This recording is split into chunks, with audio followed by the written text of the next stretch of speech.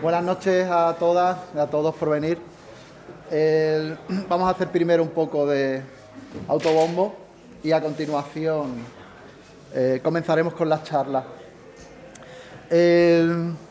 Antes de comenzar las charlas nos permitimos el autobombo, para poner en contexto a todas y a todos los presentes que no conocéis el Moment. Así, primero decir que nos encontramos en la recta final del curso de la 8ª edición, que podría definirse por su crecimiento y expansión, ya que aproximadamente unas 150 actividades y más de 200 artistas llegadas de todo el mundo hacen de este Moment un festival único, ya no solamente en Málaga, sino en el resto de Europa. Con su edición malagueña, que lleva durando casi 3 meses, y el salto a nivel nacional estrechando lazos con Sevilla y Madrid, el festival llega a su recta final. Sin embargo, hay que recordar que quedan exposiciones repartidas por la ciudad que se podrían visitar hasta Navidad. Entre ellas se encuentra la que tenéis aquí de Malagana, un proyecto de Rogelio López Cuenca llevado a cabo durante la última década del siglo pasado. Su intención es crear un contenedor web en el que volcar textos que propicien la posibilidad de articular otras derivas culturales situadas en las lindes de las propuestas oficiales. Mostrar que la cultura es un proceso con el que establecer relaciones más allá del curso del consumo de mercancías y experiencias, que en nuestra relación con la cultura podemos reivindicarnos como actores públicos y protagonistas de la misma. Para festejar los 20 años de Malagana se ha reunido a una decena de artistas, entre los que se encuentran Florencia Roja, Isa Nieto, Agustín Linares, Pedrero, Álvaro Fernández, Un Buen Tipo, Dreucol, César, TZ, Dani Natoli, Periferia Films, El Nota de las Letras, Tiquismiquis Club, Nielo, de Málaga Partner, para que, al igual que pretende el propio proyecto, reinterpreten las imágenes y los textos que conforman su relato. Por último, comunicar que la aceptación de Rogelio a recibir este premio supone una enorme alegría para todas las que en algún momento hemos sido partícipes del festival. El gesto supone quizás una mayor satisfacción y reconocimiento para sus integrantes que lo que pueda aportar a la dilatada y fructífera carrera del artista. ¿Y por qué nos reunimos todos en este acto? Pues porque Rogelio López Cuenca es un artista visual con una trayectoria tan amplia como heterodoxa. Forma parte desde comienzos de los 80 de la tradición artística centrada en la crítica institucional del arte. Su obra más temprana, realizada a principios de los años 80, refleja un marcado carácter poético y literario. El juego con el lenguaje y la palabra son una constante en su trabajo. Haciendo uso del concepto de campo expandido definido por Rosalind Krauss, rompió los moldes y estableció posibles combinaciones en el tránsito de la apertura hacia otras formas de trabajo, sin renunciar a la dimensión lingüística de su producción.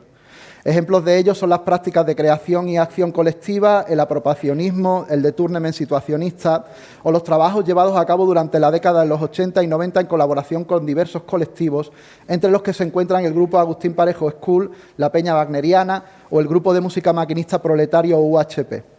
Rogelio López Cuenca es heredero de las prácticas de las vanguardias históricas y su obra, un concienzudo análisis sobre la capacidad que posee el poder para construir relatos y discursos hegemónicos dentro de los ámbitos político, económico y sociocultural. En sus trabajos, por lo general realizados de forma colaborativa, pretende encontrar las conexiones de la escritura y la poesía con las artes visuales y los discursos de los más medias. Abarca cuestiones tan diversas como la instrumentalización de la cultura y el arte en favor de la promoción de políticas gentrificadoras y la especulación inmobiliaria, la memoria histórica, los movimientos y políticas migratorias, el turismo, el papel político de las minorías o los procesos de crítica poscolonial. Por todo esto, evidentemente, creo que se merece un premio a toda una carrera de arte, y para ello está aquí presente Jorge Dragón, otro artista, un periodista y un fotógrafo, amigo de Rogelio, que ha puesto en práctica también multitud de formas de hacer artes que entran en contacto con las prácticas de Rogelio. Y para ello lo invitamos para que diga unas palabras. Gracias. A ti. Hola.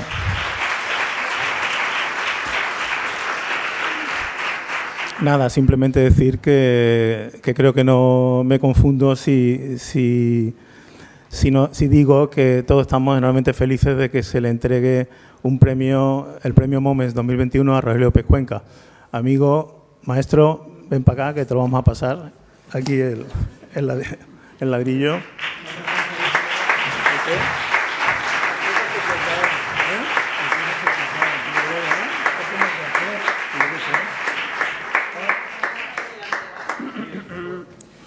Bueno, en situaciones como esta es muy difícil no caer en un tópico, así que caeré en un tópico. Estoy muy satisfecho, orgulloso y emocionado por recibir este reconocimiento, sobre todo porque no se trata de un premio especialmente interpretable. Lo cual, ese desafío me parece que es una de las grandes responsabilidades de la práctica artística. Así que empezamos muy bien la sesión. Desde esta sorpresa, creo que es el mejor momento para empezar la velada. Muchísimas gracias a todos. Os dejo ahí.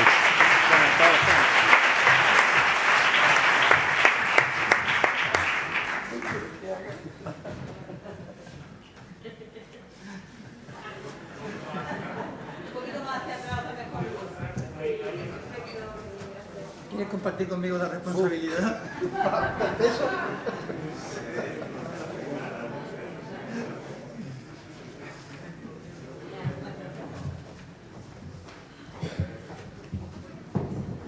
aquí para que se vea, pero contempléis vosotros también.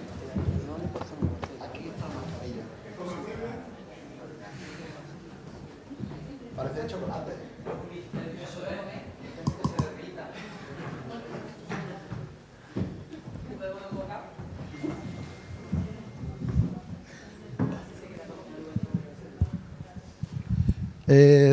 De nuevo, buenas noches a todos. ¿Se oye bien? Voy a intentar hacer un pequeño esquema de cómo va a ir la charla. Yo tengo tendencia a ser excesivamente metódico cuando estoy muy nervioso y ahora estoy muy nervioso. Y como era consciente, lo escribí todo de forma absolutamente analítica. Como para llevar a cabo esta charla era necesario dar un orden a la inabarcable obra del homenajeado, he intentado recoger parte de estas uniéndolas sobre dos líneas, las épocas de realización y las formas de hacer. De esta manera las he distribuido en 3 bloques que van desde mediados de los 80 hasta el 2021, haciendo referencia a obras puntuales que nos permitan hacernos una idea de las diferentes estrategias llevadas a cabo durante cada periodo. Con la intención de cerrar el círculo, aunque sea de forma anecdótica, he sumado una pequeña coda que alude a una imaginaria relación entre la disputa en el ámbito de la poesía nacional producida a finales de los años 80, de la que Rogelio fue partícipe directo, y la que puede darse a día de hoy entre el arte contemporáneo y el diseño. Sin ánimo de resultar excesivamente pedante y pretencioso, me he atrevido a titular cada bloque como sigue.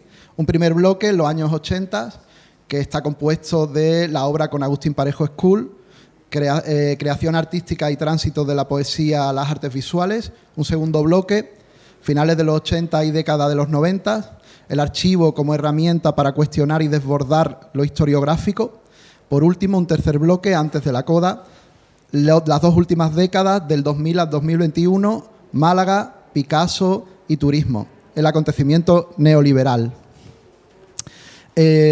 Para apoyar la charla se van a ir proyectando una serie de imágenes en las que aparecerán pequeños textos y obras de Rogelio. Y en relación a eso, pues iremos dialogando.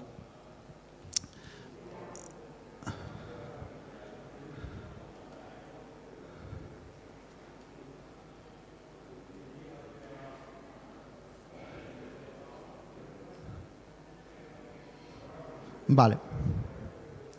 Esta primera es un texto de Héctor Márquez, en el que se lee: allí estaban, en relación al grupo Agustín Parejo School en los años 80, y dice así: allí estaban, distantes, exquisitos, absolutamente modernos, gastando gafas de sol durante el desayuno. Eran lo más cool, eran school, eran divinos, pero eran rojos. Tenían una casa en el Llano de la Trinidad que compartían todos en comuna. Estaban en otra división. Y la primera pregunta, Rogelio, buenas noches. La pregunta primera, para romper un poco el hielo, es: ¿se puede ser rojo y cool? O sea, ¿cómo estaba la cosa en los años 80 para que el rojerío se considerara sinónimo de sofisticación, distancia, exquisitez y absoluta modernidad? Porque tengo la sensación de que esa palabra como que ha sufrido un proceso de resignificación bastante interesante. Perdón que se para esto. Bueno, para empezar, eso es una... No exactamente una... ¿Se oye esto? Yo oigo voces internas. Se trata de efectivamente, de una apreciación, si no directamente de una alucinación de Héctor Márquez, de nuestro querido amigo Héctor Márquez.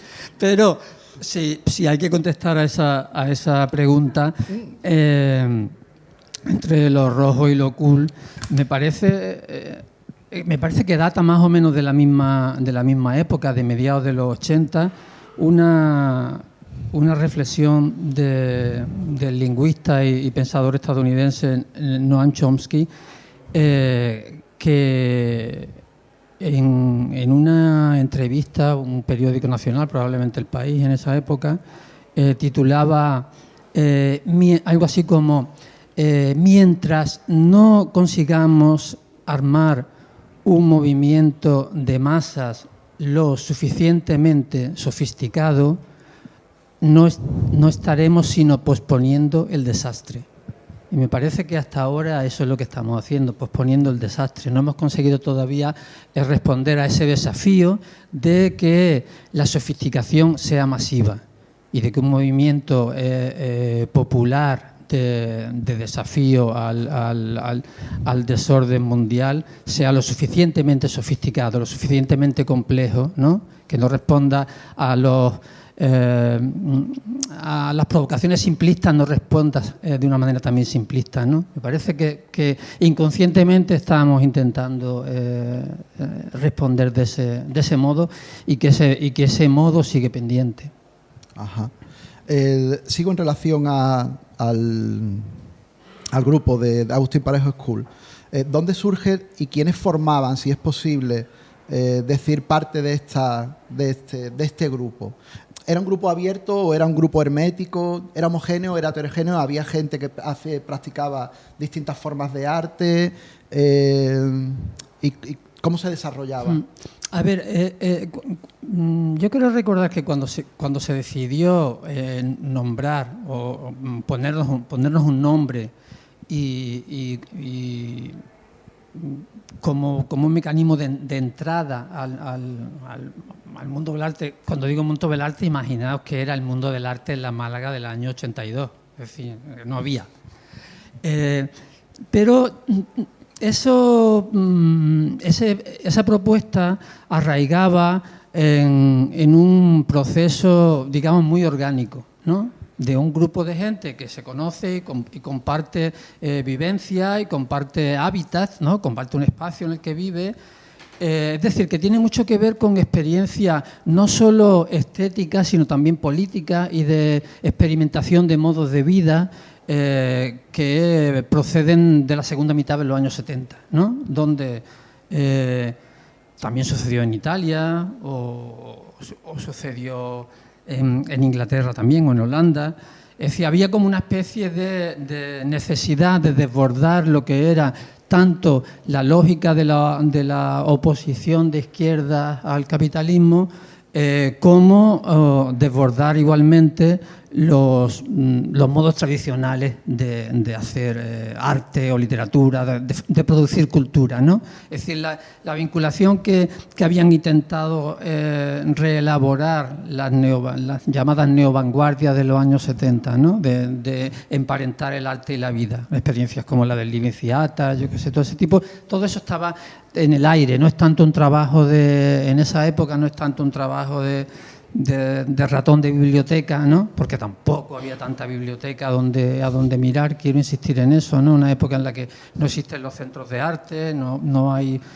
En España había solamente un museo de arte contemporáneo que estaba en Madrid y era una cosa muy marciana, y existía el Museo Picasso en Barcelona, pero en fin, no había eso que llamamos ahora el arte y la cultura contemporánea, no tenían ningún respaldo institucional, ¿no? Entonces se está jugando en un territorio muy, ya digo, muy en relación con esas experiencias, esas tentativas, ¿no? de otros modos de vida que caracterizaron, digamos, a lo que podemos llamar pues, la juventud proletaria de la segunda mitad de los 70. Tiene mucho más que ver con los experimentos libertarios de eso de las comunas o publicaciones muy accidentales como la revista Ajo Blanco, ese tipo de cosas. Sobre eso quería preguntarte, Rogelio, ¿qué maneras de proceder o qué maneras de hacer arte, la performance, las acciones urbanas, ponían en juego los Agustín Parejo School, además de las inscripciones en los muros y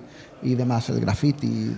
Pues curiosamente con el tiempo vas descubriendo, ahora estamos trabajando en Italia en un proceso de investigación sobre también los movimientos sociales, culturales, estéticos de la segunda mitad de los 70 y son prácticamente lo mismo, ¿sabes? Son pues la autoedición, efectivamente, lo que has llamado como inscripciones, es decir, las pintadas, ¿no?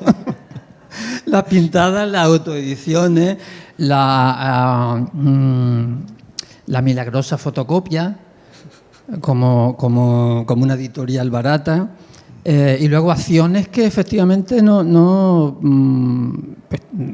tenían nombre, sino no tenían nombre en el amplio sentido de la expresión, ¿no? Es decir, que estaban en la frontera entre la reivindicación política o el accionismo callejero, no siempre no con una dimensión estética, digamos, buscada, voluntaria, ¿no? Sino porque no hay manera de expresar nada que no sea formalmente, ¿no? Es decir, de alguna forma tiene que tener aquello que vas a decir. Y quizá no tanto por parecerte a algo, sino por no parecerte a los lenguajes dominantes, ¿no?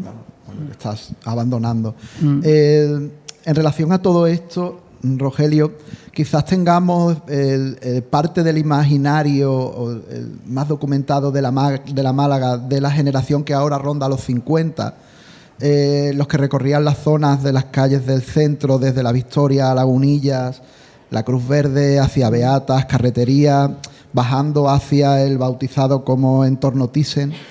También tenemos información de generaciones anteriores como a la que perteneció, por ejemplo, Roberto de Tabletón, que antes hablabas con Jorge Dragón. Pero de la gente de tu generación creo que no tenemos tanta información, o en el imaginario colectivo quizás no esté tan presente. Para poder hacernos una idea del proceso de cambio sufrido por la ciudad y sus habitantes, ¿podrías contarnos alguna vivencia de los 80 formando parte de esa, entre comillas, comuna? ¿Cómo era el ambiente en esa cotinocturnidad malagueña? ¿Cómo eran las calles, los bares, los poetas, los músicos, dónde os reunías? ¿Cómo era el día a día de ese grupo? Yo recuerdo que la ciudad de Málaga era muy activa y muy atractiva diurnamente, pero la noche era bastante... Es decir, sobre todo en el centro de la ciudad había escasa oferta, ¿no? Era una ciudad muy solitaria y donde, claro, a los paseantes nocturnos, pues alguna vez tuvimos algún desencuentro con buscadores impulsivos de sustancias ilegales, ¿no? Que estaban buscando pues colaboración ciudadana,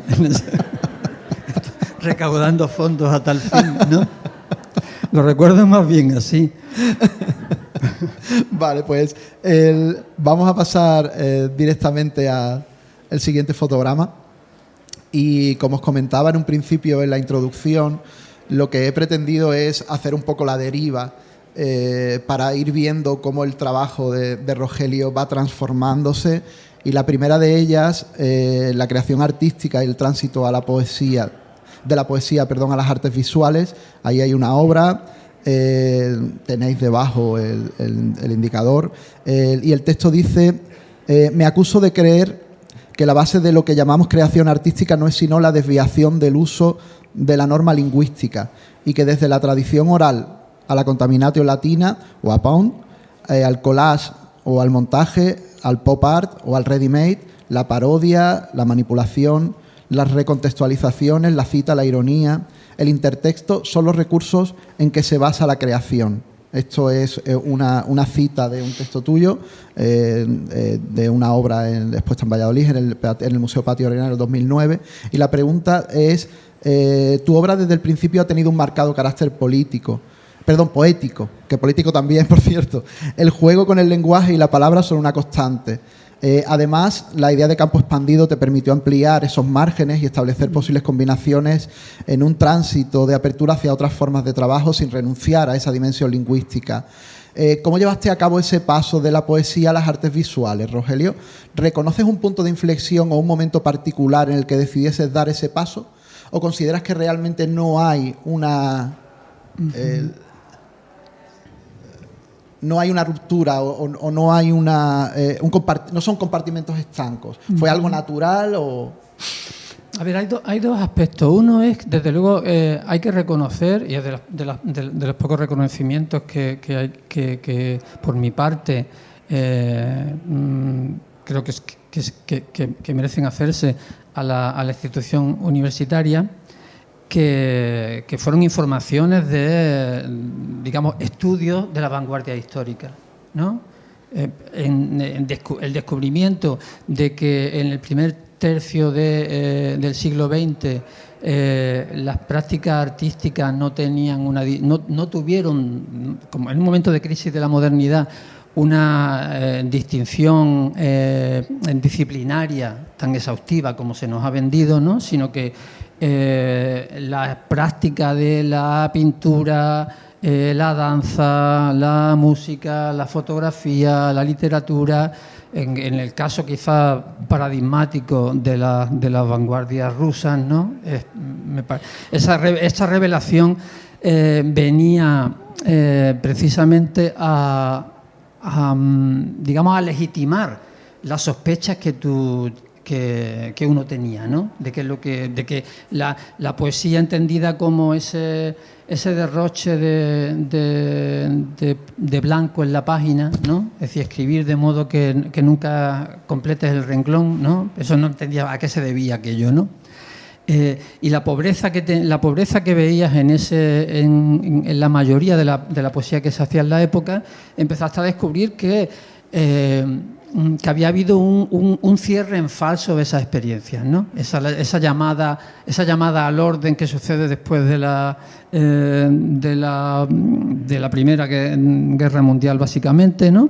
Y cómo todo se concentra ya meramente en la práctica surrealista como un cliché que sí que llega hasta nuestros días, pero descubrir que ese cierre había sido en falso, ¿no? Y que el regreso a formas arcaicas no tenía ningún fundamento, es decir, que había mucho por hacer en el sentido de lo gratificante que era la experimentación entre distintas prácticas artísticas, ¿no? Más que nada, por una parte, ese descubrimiento basado en la ruptura que hubo en la vanguardia histórica, y luego, personalmente, la deriva hacia ese otro campo se vería justificada pues por el poco interés que en la época en que yo estaba en la universidad, que era final de los 70, principios de los 80, había por ese tipo de experimentos. Ese tipo de experimentos se consideraba algo del pasado, eso estaba pasado de moda. Lo que estaba de moda era, digamos, el soneto, por ejemplo. Tú decías, pero bueno, ¿cómo un experimento verbovisual es antiguo y un soneto no es antiguo? ¿No? Como si eso no tuviera adaptación. Es decir, la apuesta por lo clásico como algo que nunca pasa de moda, que es definitivo. Sí. Y fue apostar precisamente por eso y recibir el rechazo del ámbito literario en el que me movía en la Universidad de Málaga en ese momento, y que las propuestas que estaba haciendo fueron más fácilmente aceptadas en el ámbito de las artes visuales, digamos, de la institución arte, que ya digo que era paupérrima, era muy pobre en la época, pero más que nada es una cuestión prácticamente, digamos, de supervivencia, ¿no? De permanecer donde se te acogía.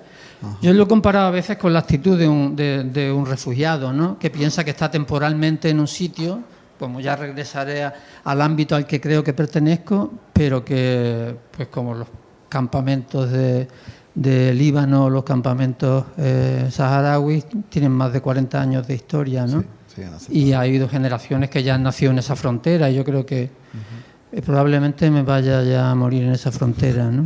Pues vamos a continuar con esto porque creo que viene al hilo de lo que vamos a seguir viendo a continuación.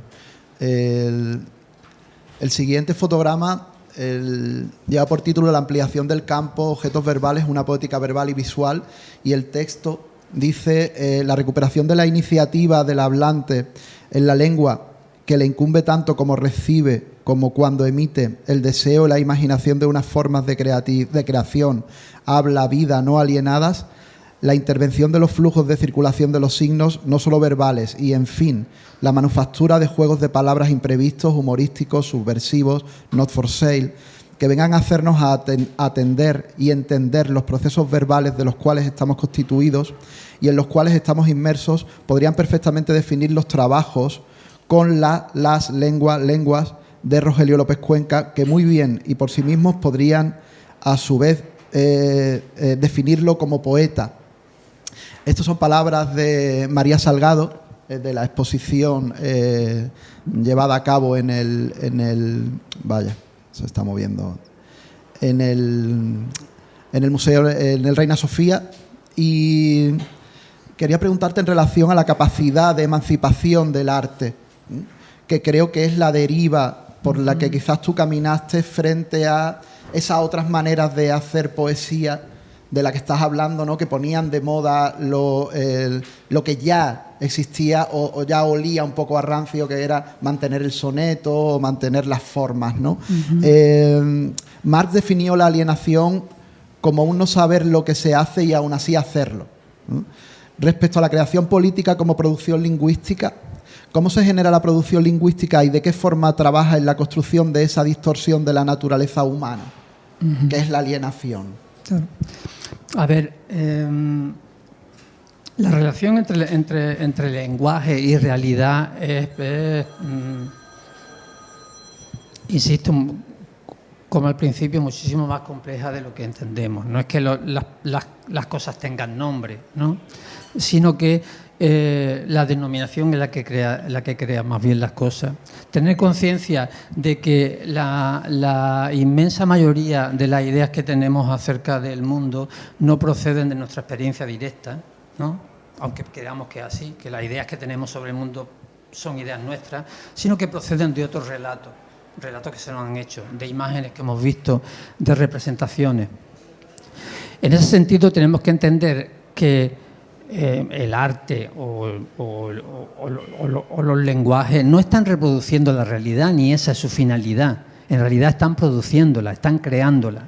Nosotros lo que vemos previamente nos ha sido descrito o delimitado, es decir, se ha creado un marco conceptual, un marco ideológico, un marco cultural para que podamos ver aquello que se nos pone delante de los ojos. Si carecemos de ese marco previo, si carecemos de ese lenguaje, no vamos a verlo. Es como cuando vemos un cartel, un letrero en chino. Todo lo más que podemos entender es que está en chino, claro, pero poco más. Podría perfectamente ser algo que se parece a los chinos, pero que no lo es, ¿no? Entonces, de ahí la importancia fundamental que el trabajo con las formas, que el trabajo lingüístico tiene cuando se plantean transformaciones sociales. Eso lo ha entendido el poder de una manera clarividente cuando todos los proyectos de aceleración del capitalismo contemporáneo se caracterizan por incluir el adjetivo sostenible o verde, ¿no? Y han entendido que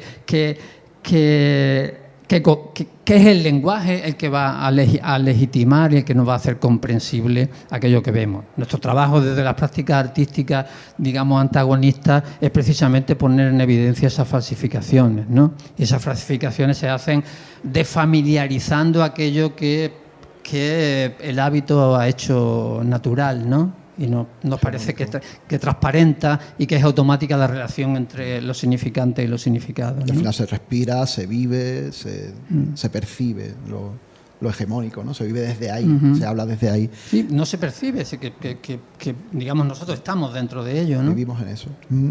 Pues vamos a seguir con poesía y hay alguien que se acuerda de ti y que quería... Rogelio algo. López Cuenca. No sé si te... Rogelio López Cuenca. Vamos a ver si podemos hacer que se vea bien.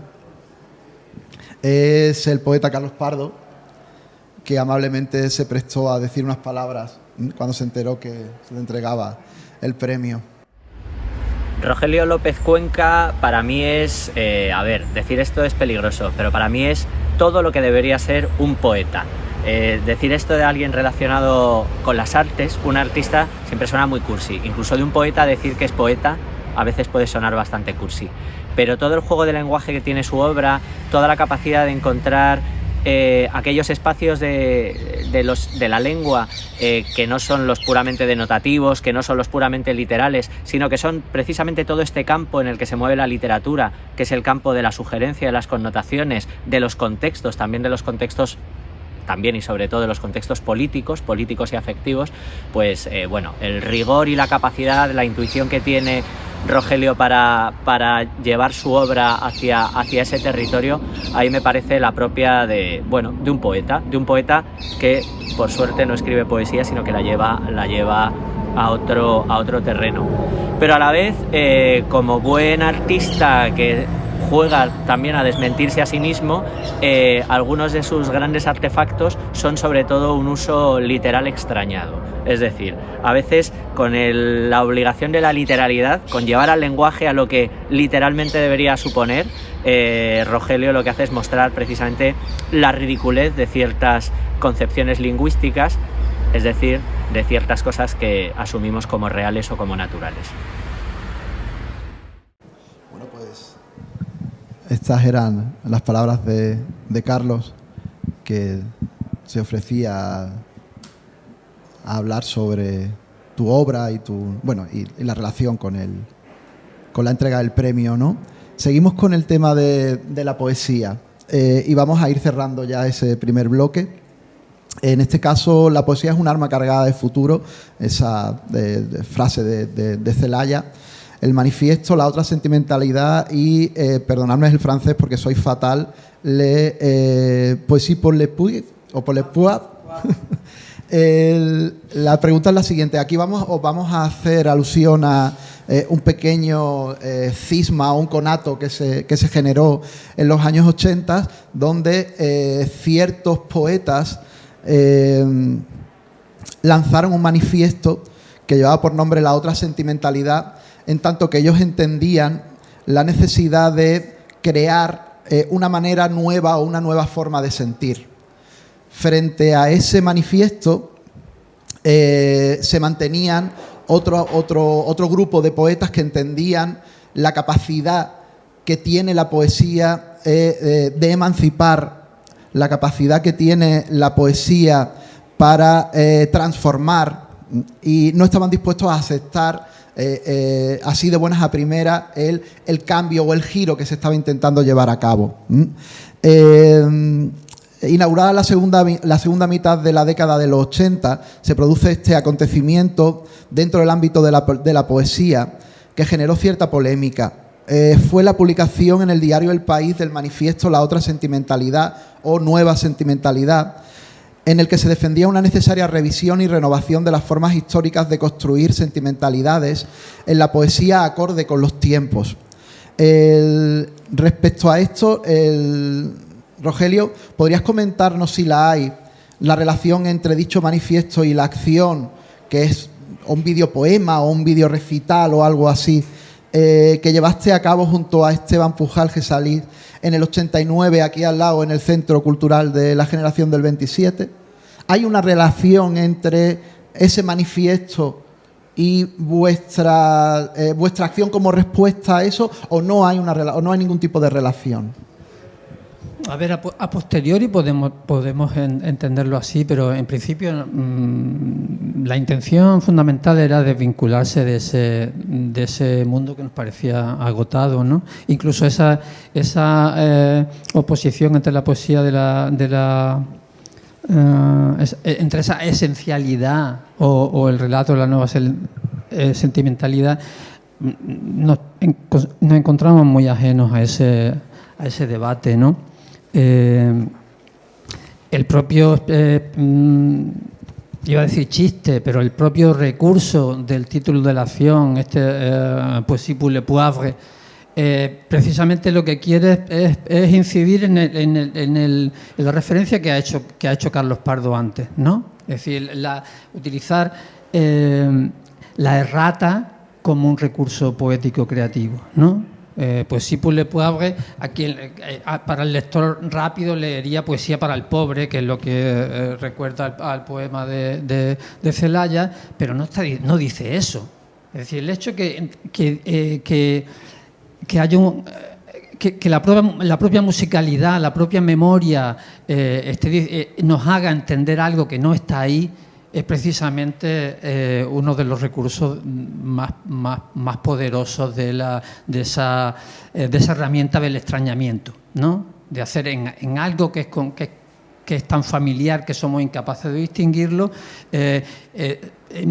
mencionarlo de modo que parezca que estás haciendo literalmente, ¿no? Porque lo que estás diciendo es poesía para la pimienta o para el pimienta, porque todo está lleno de errata, y la errata es precisamente uno de los elementos que queríamos reivindicar como un mecanismo de creación poética, ¿no?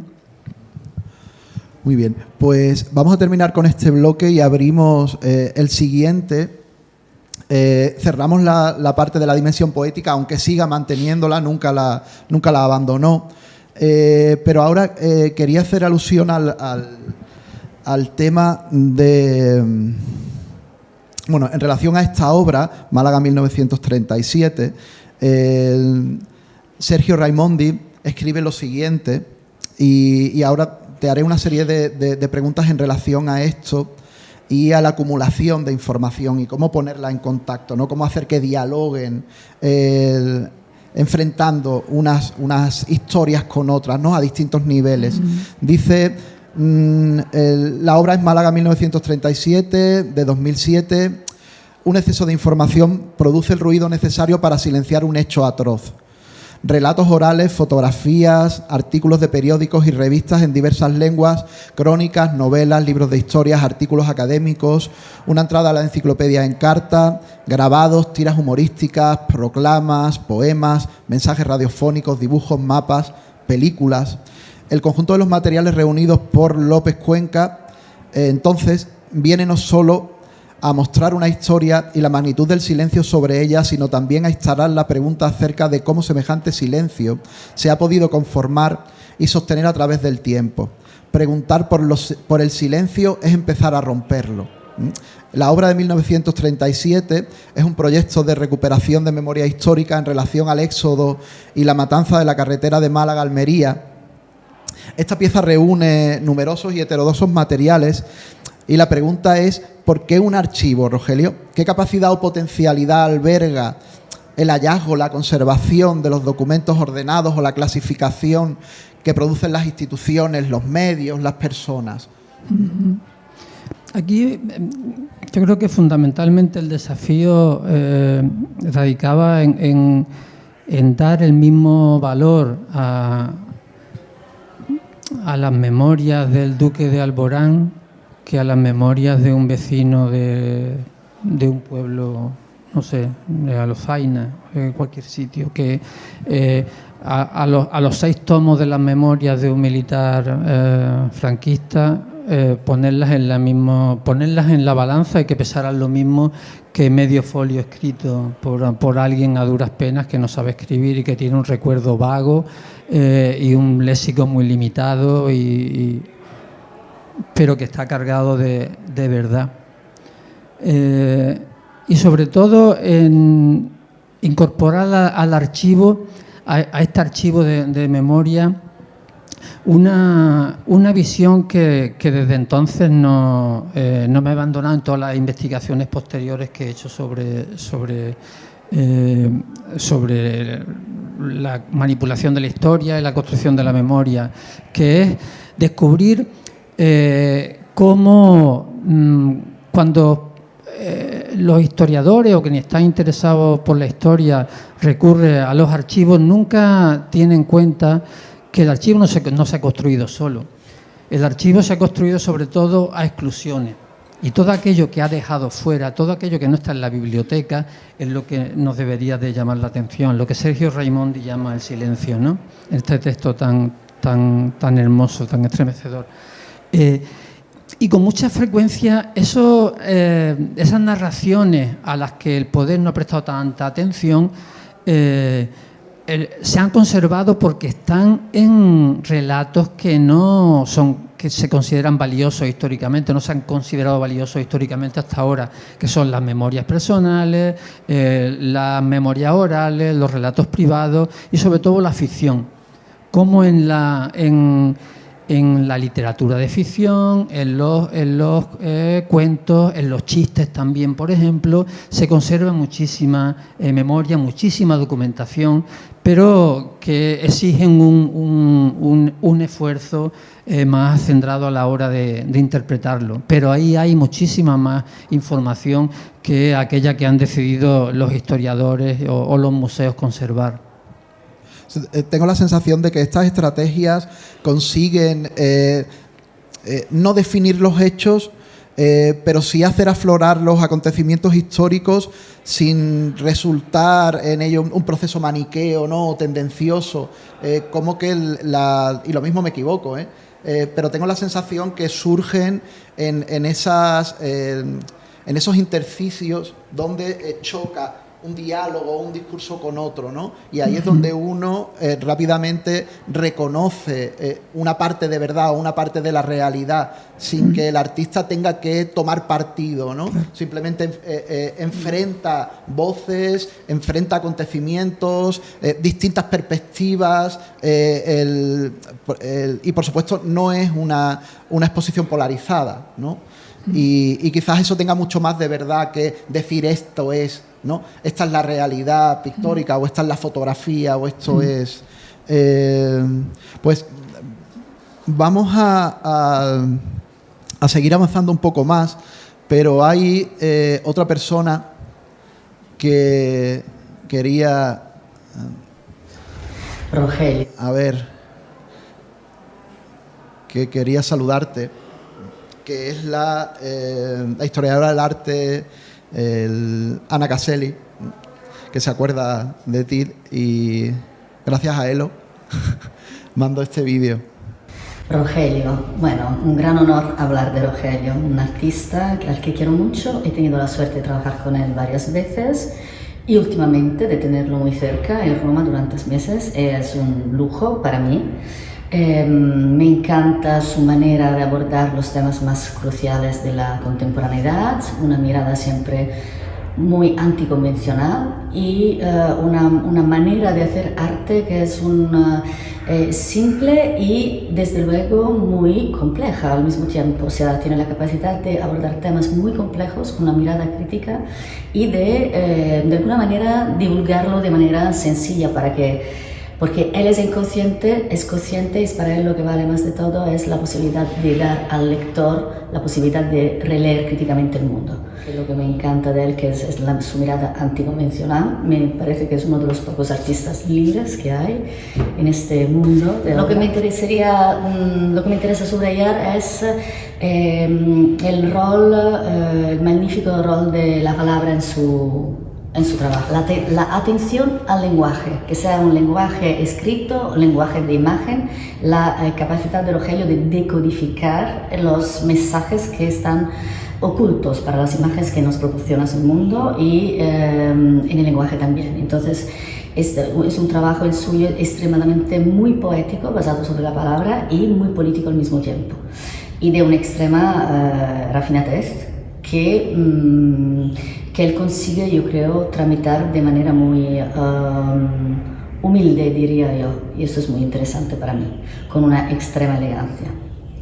Con su ironía, que es una ironía es explosiva, diría yo. Y no solo esto, sino la manera de estar con la gente, de estar al mundo, lo que hace que sea un enorme placer y grandes risas estar con él. Y yo he tenido la suerte de poder estar muy cerca de él durante esos meses y le agradezco muchísimo, y por eso me encanta que él me haya pedido de participar con este vídeo.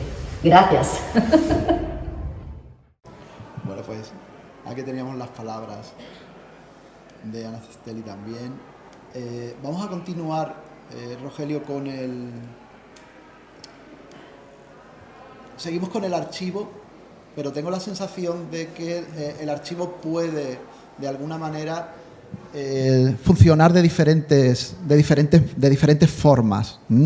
De nuevo, bueno, en este caso tenéis una fotografía de otra obra de Rogelio, Desaparecido, del 2014, también del catálogo del Reina Sofía, de la exposición que recorre toda su obra. Y en este caso titulé un poco el fotograma Poner a Málaga en el mapa, instrumentalización de la cultura como recurso turístico, de casi todo Picasso y Ciudad Picasso, y en relación a eso vamos a intentar dialogar. De nuevo, una recopilación y archivo de texto, imágenes fotográficas, artículos de periódicos y materiales audiovisuales sobre lo que consideras un doble proceso paralelo, la picasización de la ciudad de Málaga y la atribución de a Picasso de un carácter típicamente malagueño. ¿Funciona exactamente igual en este caso el archivo que en la obra anterior? ¿De qué manera interactúa el archivo con la narración oficial? No. Verás, ahora.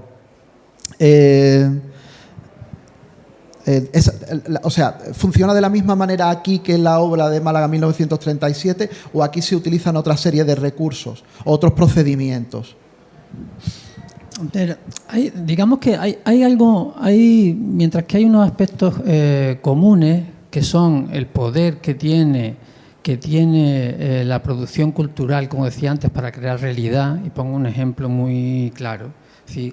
Cuando pensamos en algún acontecimiento histórico del que no hemos sido testigos, y pondré un ejemplo paradigmático, la conquista de Granada por los Reyes Católicos, se nos viene a la cabeza inmediatamente una imagen, que es una pintura realizada en el siglo XIX, en un contexto histórico muy específico, con unas intenciones muy concretas. Todas esas intenciones nos pasan desapercibidas, ¿no? Sin embargo, esa imagen nos viene continuamente a la cabeza. Del mismo modo, las imágenes que se produjeron hasta que por fin aparecieron entraron en circulación a mediados de los 2000, las pocas fotografías de Hassen Saiz, que es el fotógrafo que acompañó al doctor Norman Bethune en la carretera de Almería en el año 37. Hasta entonces, las imágenes que había eran todas las que se habían hecho los reporteros empotrados que acompañaban al ejército fascista en lo que ellos llamaron la liberación de Málaga. Esas son las imágenes a partir de las cuales se podía reconstruir ese relato, ¿no? Porque no había otras imágenes. En el caso de Picasso, seré breve. Picasso tiene los días contados para que tener definitivamente el rostro de Antonio Banderas. Se va produciendo una consunción y me parece que ese ejemplo es suficientemente revelador de ese aspecto que tienen en común.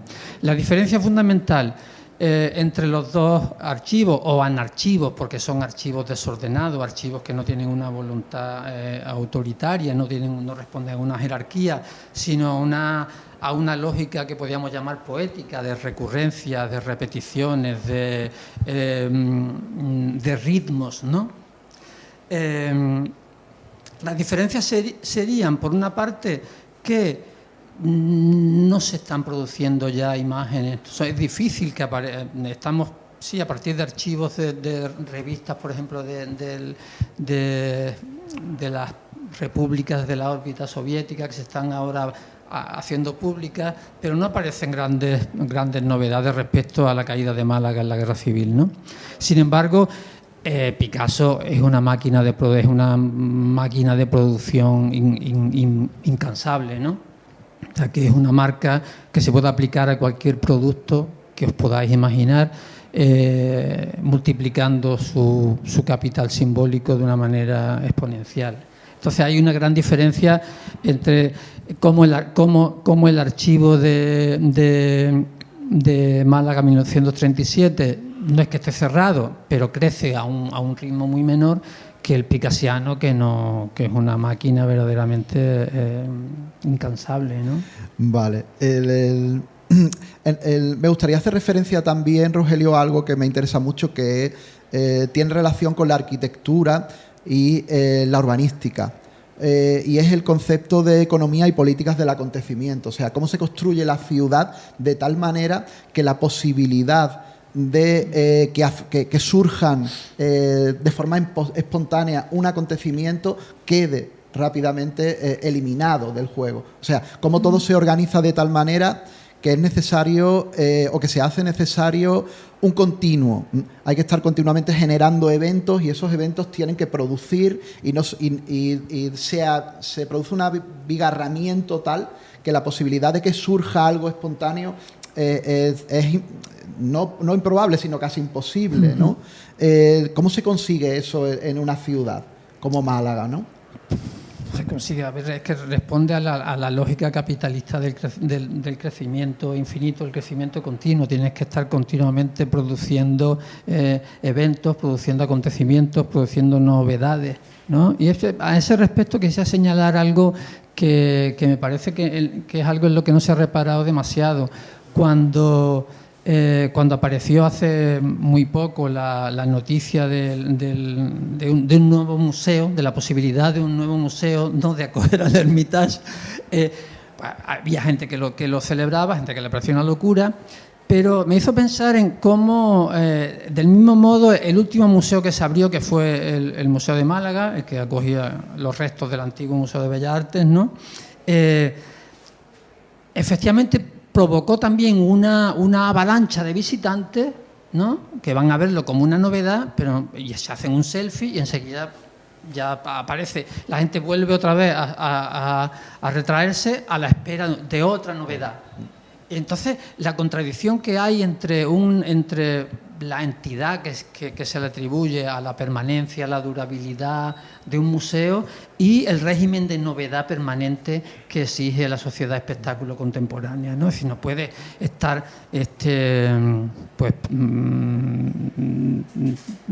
inaugurando museos como Rosalía saca grandes éxitos, ¿no? No exige el mismo tipo de inversión. Entonces hay una desproporción enorme en ese sentido, ¿no? Es decir, no se pueden estar continuamente produciendo mega eventos, ¿no? Por más que se entiendan, y eso también revela el carácter que dentro de la lógica dominante municipal, digamos, valga el oxímoron, tiene los museos, ¿no? Es decir, que funcionan como publicidad, como anuncios, ¿no? Igual que inaugurar un museo, exactamente igual que pagar para que la Vuelta Ciclista pase por Calle Lario, ¿no? Son eventos publicitarios que van a lograr que minutos de televisión, pero la desproporción de la inversión es gigantesca y sobre todo que se están dirigiendo a un apartado que tiene que ver con el turismo, con la atracción de visitantes y el beneficio de la industria hostelera y hotelera, unos fondos que deberían estar destinados a crear y a fortalecer un tejido de cultura local, ¿no? Respecto a esto hay una cosa que también me resulta muy interesante, Rogelio, y es en esos intersticios entre, o en esas lindes entre que termina el evento, baja el soufflé y aparece otro, se puede generar un acontecimiento y gestionarlo para hacer emerger praxis éticas, estéticas y políticas originales que permitan nuevas formas de habitar la ciudad o de ser. ¿Cómo pueden aplicarse o cómo pueden llevarse a cabo estas formas en el arte? Si es posible.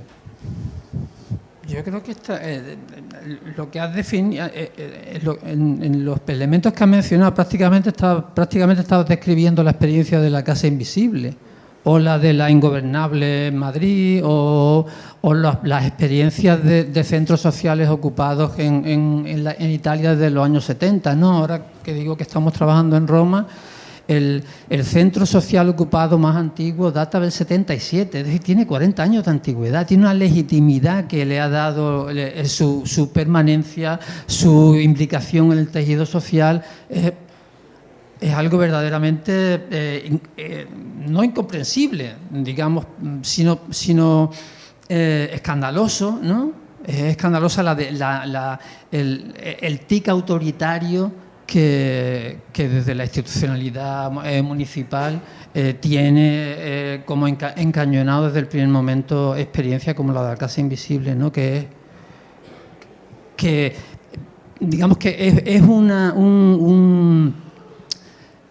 un antagonismo que se rige por esa inercia autoritaria de querer cegar cualquier otro tipo de experiencia de democracia que no parta del reconocimiento jerárquico de quién manda aquí, ¿no? Y a quién hay que dirigirse para pedirle, para rogarle o para proponerle, ¿no? Cegar por completo la posibilidad de expresiones y sobre todo de tejido y de crecimiento de una cultura democrática que necesariamente tiene que ser horizontal, por no decir desde abajo, ¿no? Lo que has descrito son ese tipo de experiencias y que en el caso de la Casa Invisible tenemos un ejemplo paradigmático, ¿no? Que no se caracteriza efectivamente por el espectáculo, por el mega evento, sino por la continuidad, por la horizontalidad, por la capilaridad. Es decir, todo lo contrario de lo que es una política de escaparate. Y eso probablemente haga que los valores que representa la Casa Invisible la conviertan en esa atracción inatractiva, ¿no? En lo que no se puede domar, lo que no se puede domeñar, lo incómodo, ¿no? El gruñón, el que siempre protesta. Sobre eso vamos a seguir hablando y vamos a ir casi cerrando ya. En este último fotograma, el Centro Social y Cultural de Gestión Ciudadana La Casa Invisible, en colaboración con el Museo Nacional Centro de Arte Reina Sofía, presentan En la ciudad genial y Picasso en la institución monstruo. ¿En qué consistió este proyecto, Rogelio? ¿Cómo se articulaba? ¿Y cómo resultó? Pues fíjate que desde el origen es un ejemplo de cómo desde las instituciones que en principio tienen un cometido conservador, ¿no? Como es el museo, se puede poner a trabajar en una dirección, si no completamente opuesta, sí imprevista o imprevisible, ¿no? Como desde el museo. Esto partía de recursos destinados a la conmemoración del Guernica, ¿no? del año 37, y como desde esa institución que mayoritariamente o que previsiblemente en su cometido está preservar, conservar e ilustrar. Al añadir la conjunción, lo mismo ha sonado ilustrar. Quería decir ilustrar, dar lustre, ¿no? Y dar lustre a lo que y revalorizar lo que tienes en la colección, ¿no? Y sin embargo se puede dar lustre, se puede revalorizar poniéndolo a hablar, poniéndolo a significar en el mundo contemporáneo. Eso es lo que intentó la dirección actual del Reina Sofía, digamos, expandiendo algunos de los recursos que estaban destinados a la celebración de ese aniversario, a poner en marcha procesos de reflexión en torno a a la banalización consumista de la cultura, a su espectacularización, a su explotación como una excusa de atractivo de inversiones y de visitantes a las ciudades, etcétera. Y nos ofreció la posibilidad de poner en marcha un proceso de investigación en torno a la figura de Picasso y a lo que ha citado antes, a ese doble dispositivo de picasización de la ciudad y de malagueñización de la figura o de la marca Picasso, ¿no? Y lo más interesante fue precisamente la posibilidad de comprobar que la supuesta originalidad del fenómeno en la ciudad tenía un carácter muy superficial, ya que los mecanismos se parecían como dos gotas de agua al llamado como modelo Barcelona, solo que no nace de una demanda de movimientos sociales como nació en la época desde abajo, que luego fueron pervertidos, y sobre todo al modelo de Valencia, a la ciudad de la cultura, al circuito de Fórmula 1, a esa experiencia extrema del saqueo y la depredación por las élites neoliberales de lo colectivo y de lo común del patrimonio colectivo, ¿no? Entonces, al poner en paralelo esas experiencias previas, también se citaba en algunos casos la de Bilbao, por supuesto, ¿no?, en torno al milagro del fenómeno Guggenheim, etcétera. Eso nos permitió armar todo un mecanismo que nos hace interpretar cómo ha funcionado este secuestro del imaginario colectivo de la ciudad por el proyecto de Picasso, los museos, etcétera, ¿no? Pues casi aprovechamos desde aquí para lanzar la voz de que el sábado 27 de noviembre hay una manifestación en defensa de la Casa Invisible a las 11:30 en calle Nosquera, donde está situada. Para ir terminando, Rogelio, ya me he dado cuenta de que intentaba hacer un cierre con el tema del cisma poético y relacionarlo con el tema del diseño y las prácticas artísticas contemporáneas, y como formaba parte de mi imaginación, pues poco o nada tenía que ver, ¿no? Pero a día de hoy es cierto que se observa como representantes de instituciones públicas, alcaldes, ministros, concejales y demás prebostes acuden a eventos en los que el diseño se presenta como un arte innovador, renovador, creativo, y por su parte también el diseñador se presenta como una especie de artista contemporáneo con un aura de genio. Y mi pregunta es que si, salvando las distancias y por supuesto cambiando lo necesario, se está llevando a cabo un giro en el arte contemporáneo como se pretendió a finales de los 80 con el tema de la poesía, o sea, qué dinámicas actúan dentro del seno de las enseñanzas artísticas y del diseño para que, por una parte, parezca haber perdido el compromiso, el carácter emancipador y transformador, y por otra parte están adquiriendo un prestigio y una consideración que antaño no parecían de la que antaño no parecían gozar, o que parecían no tener. A ver, una vez más me gustaría apostar por la complejidad a la hora de abordar el asunto, es decir, no dar respuestas, sino intentar hacer las preguntas adecuadas desde un sitio más lejos del habitual, más lejos de la oposición automática o binaria, ¿no?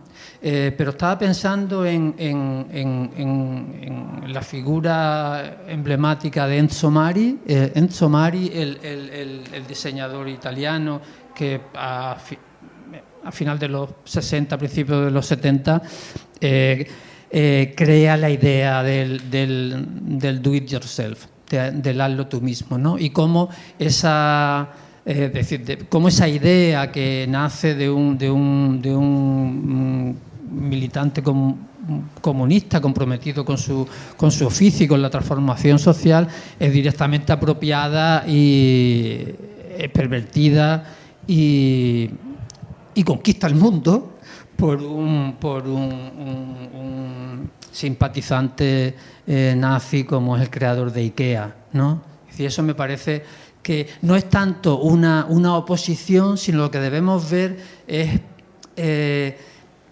ese deslizamiento, ¿no? No hay como un antagonismo frente a frente, sino un deslizamiento por el cual vamos asumiendo la degradación de las intenciones de un postulado, que se van estetizando a primera vista.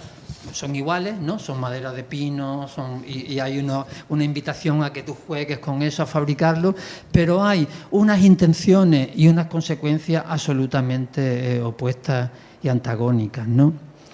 Pero me parece que me gustaría terminar por ahí, porque no aceptemos esas propuestas digamos, esas invitaciones a contestar sí o no, a estar a favor o estar en contra, sino intentar acercarnos desde una perspectiva a otra, ¿no? Desde una mirada que plantee preguntas que no son las previsibles y que nos obliguen, sobre todo, como decía antes Ana Chestel en su alocución, que ha sonado muy bajito, no sé si lo habréis oído bien, a que reconozcamos nuestra responsabilidad. Es decir, nosotros, los significados no están construidos y nosotros vamos, como efectivamente vamos a IKEA y elegimos. Eso sí que es una actitud autoritaria, alienante y fascista. Sino que nos ofrezcan la posibilidad de enfrentarnos a nuestra propia responsabilidad, a nuestro compromiso. Nosotros somos responsables de la creación de los significados. No nos enfrentamos a ellos como en la estantería del supermercado y elegimos esto o aquello, ¿no? Nosotros participamos en la construcción de esos significados y en la construcción de lo justo, lo injusto, y en la construcción del imaginario de qué es lo bello y de qué es lo horrible, de qué es lo digno o lo indigno, etcétera. Es decir, perdona, una asunción de que sin que tenga por qué dejar de ser un momento de ocio, un momento de disfrute, un momento hasta de risa, ¿no?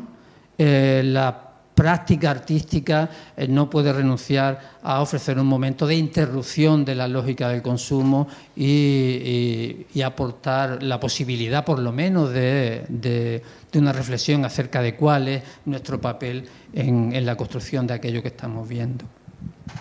Pues yo creo que con estas palabras las cosas quedan diáfanas. No nos podemos extender mucho más. Podríamos estar hablando con Rogelio y presentando su obra durante 4 horas perfectamente. Y él, además, no es parco en palabras, o sea, se expresa como habéis podido ver. Pero sí que se nos echa un poco el tiempo encima. Y quería ponerte un poco en un brete, Rogelio, por si alguien quiere preguntar algo o si alguien quiere comentar algo en relación a lo que hemos estado dialogando aquí ahora. Y si no, pues le damos el aplauso que se merece y seguimos avanzando.